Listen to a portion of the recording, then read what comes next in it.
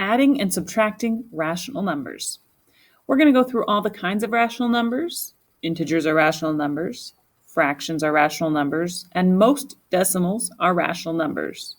There are a few decimals that are not, but we're not going to worry about those today, like pi is one of them. So we'll start with whole numbers here. And I know you can add and subtract, but with rational numbers, that also includes negative numbers. So that's where it's a little tricky to remember because those are always a little funky. So if we look at our example here, I know it says example 2, but this example here, we have negative 11 being combined with a negative 7. So if they have the same signs, I left you this little chart here. So if we have the same signs and those are both positive, we don't want that. That's easy. If they're both negative, it says that if they are both negative, their sum is negative. So that kind of just told you what to do. I always like to think of if they have the same signs, we combine the values and keep the sign. So we're going to combine 11 and 7 to be 18. So we combine those values and keep it negative. I also like to think about this with French fries, because those are delicious. If we eat 11 French fries, all right, they're good, they're gone, we ate them. We ate 11 French fries, and we ate 7 more. How many total French fries did we eat? Well, we ate 18 French fries. So that's where we get that negative 18. So that's that combining idea. It's getting more negative in a sense, which is weird to say. Our next one looks like simple subtraction, but it's not. And my mental math students, be careful. If you do this mental math and you get 15, watch out for this. All right, so I'm going to set it up like elementary school math, where we set it up vertically.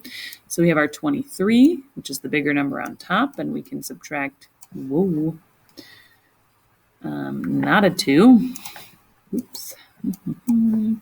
We can subtract 18. We know to subtract because they are different signs, and it's subtraction. Okay. Now, if you did mental math, here's why 15 is wrong. You didn't borrow. So we need to borrow from our 2 because 3 is too small.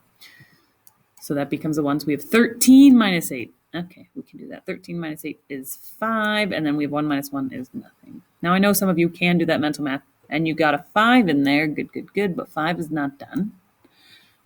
So if they do have different signs, we do subtract, but we look at who has the greater absolute value to see who wins the sign battle. So if we look at 18 and 23, when we're talking about absolute value, we're talking about the distance from 0. All right, so how far away is it from 0? Well, 23 is further away from 0 than 18 is. So 23 has the greater absolute value, so the negative wins our sign battle. For the weather question, the outside temperature was negative 4 degrees in the morning and 13 degrees in the afternoon. By how much did the temperature increase? So we want to know that full distance between negative 4 and 13. We're actually combining those negative numbers and the positive numbers there. So there's a lot of numbers between those. So we're going to look at 13. We're finding our difference, so we're going to subtract. We're looking for that change. A negative 4. Uh-oh. What happens when we have a double negative? Well, a negative times a negative is a positive. I also like to think of it as that those two with this parenthesis kind of make a giant plus sign, but technically it's the negative times the negative equals the positive. So technically that is just 13 plus 4. We just have 13 plus 4. So we get 17. So the temperature increased by 17 degrees Fahrenheit. Don't forget to label. Since it is a word problem, you probably should put a sentence, but at this point, we're going to keep it simple for this first few weeks. Just make sure to label your answer. Good to go. All right, moving on to some decimals. So for this one, they have the same signs. So just like before, same signs. We're going to add the numbers and keep the sign. So we already know our answer is going to be negative. So if you want to write that out so you know, okay, it's going to be negative something. That's fine. I like to check my signs at the end. You can check your signs at the beginning, your choice. So we're going to combine those, and when we add with decimals, we line up our decimal. So I'm going to put a decimal right there underneath this decimal and put this 8 and 6/10 right underneath the 13 and 12/10. Then you can add in placeholders. So you could add a 0 there as our placeholder. You can add a 0 on this side, but that's kind of a little funky. Okay, so now be careful because there's a subtraction sign there. Those were the same signs, so we're going to combine the values and keep our negatives. So the negative's already kept. So we're going to combine those. So we have 2. 6 plus 1 is 7. Decimal, decimal, decimal. 8, 9, 10, 11. Carry the 1, 2. So we have 21.72. Now remember, be careful of the negative. So it is a negative 21 and 72 hundredths. There you go. There's our answer. I'm going to write it down here. I know I put the negative over there. There's our answer. This one has that double negative again. Always take care of the double negative first. So that negative times a negative gives us a positive. Okay, we've done that. Next, we check our signs. Now that we fixed our double negative, are those the same signs or different signs? Well, they're different. This one's negative, this one's positive. So we're going to subtract the values and see who wins the sign battle. So we're going to subtract, and I usually like to set it up elementary school-like. That way I don't forget to borrow. It's up to you what you want to do, but that's a helpful hint from me. So 42 and a half is greater than 32 and a quarter. So I'm going to write it larger because that's a little too small. The last one was a little too small. So I have 42 and 5/10. And we have 32 and 25 hundredths. Whoa, that 5 is kind of floating off on its own. So we need to make sure to line up where that 5 goes. So make sure you are writing carefully when you line it up because that 5 should be right over the 2. They're both in the tenths place. Since there's nothing here in our hundredths place for this one, we can always add a placeholder 0. From there, since they were different signs, we can subtract. We may have to borrow from our 5. That becomes 4. So we have 10 minus 5 is 5. 4 minus 2 is 2. Decimal, decimal, decimal. 2 minus 2 is 0. 4 minus 3 is 1.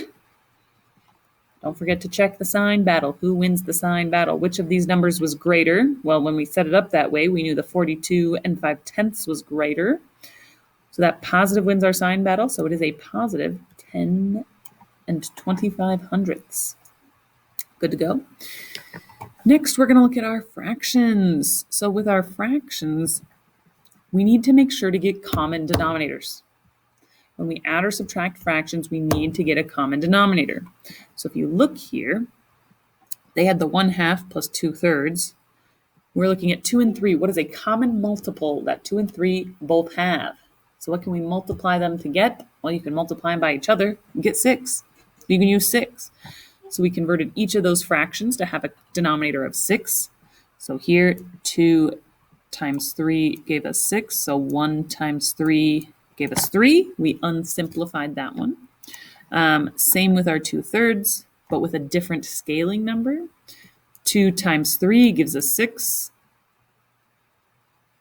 I said that backwards. Sorry. 3 times 2 gives us 6. So 2 times 2 gives us 4. So we just scaled them up. So now we have comparable fractions. That way we can combine them together. So that way our denominators stay the same. We work so hard to get them the same. They stay the same. So they are both 6. We add our numerators. 3 plus 4 would be 7/6. It is perfectly acceptable to leave it improper this year. That will actually help us when we get to slope. So leave it as 7/6. You do not need to change it to a mixed number at this time. You can if you want to. That would be dividing. 6 goes into 7 one time, and there will be 1 left over. So that's where those ones came from. Same thing with subtraction. You have to get that common denominator. So the common denominator between 5 and 4 is 20. Now this one is actually a little bit easier than those two. 7/16 and 3/8. Let's get a common denominator first before we deal with those signs, shall we? So if we need a common denominator between 16 and 8, we need to find a number that they both can multiply to get to. Now, you could multiply by 8 and 16 to get that number, but that's very large. 8 goes into 16, so we can convert them to both be 16. 16 times 1 is 16. 7 times 1 is 7. So that fraction actually stays exactly the same, which makes it easier on us. We do have to unsimplify this 3/8. So 8 times 2 gives us 16. So if 8 times 2 is 16, whatever we do to the denominator, we do to the numerator. So 3 times 2 will give us 6. From here, we look at our signs. Because notice I didn't write any signs. Because I might try to write it a little bit simpler. So if we look at this, they have different signs. And if we have different signs, we find our difference and we subtract. So I'm just going to put a subtraction symbol in there, because adding a negative is the same as subtracting. And it looks even easier. And that looks like, back in elementary school, fraction subtraction. So if our common denominators are both 16, our denominator stays 16. We worked so hard to get it there, so it's going to stay. 7 minus 6, we just subtract our numerators to get 1/16. Not so bad, not so bad. 8 and 6. We got to find common denominators here. What are our common denominators? We could multiply 8 and 6, but there's a smaller one. We're going to go 24 is their least common multiple. 24. All right, so from here, I'm going to show you how to do what we did over here, but since it's for each of them, I'll do it for each of them. So we'll do the first one in red. So for this one, 8 times what gives us 24? 3. So if 8 times 3 is 24, we have to do the same to the numerator. 3 times 3 is 9. Now be careful not to forget what sign is there. We're going to come back to those later. All right, I'm going to pick a different color this time. That way we color code, but I'll keep it similar. So then we have 6 times what gives us 24? 6 times 4 gives us 24. So we're going to multiply by 4. If we do that to the denominator, we have to do the same thing to our numerator. 1 times 4 gives us 4 as an answer. All right, we talked about this. We are good to go.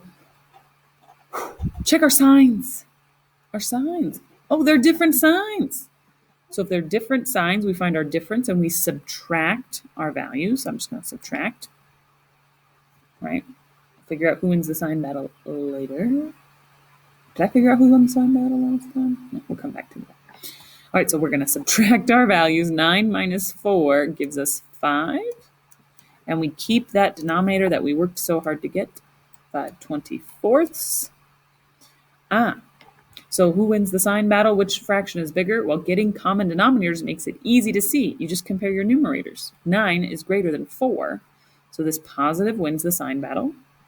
Same thing here. Remember we talked about it was elementary school math. So that positive won the sign battle because 7 is greater than 6. We can compare our numerators if our denominators are the same. All right, if you have any questions, email me, message me. Good to go.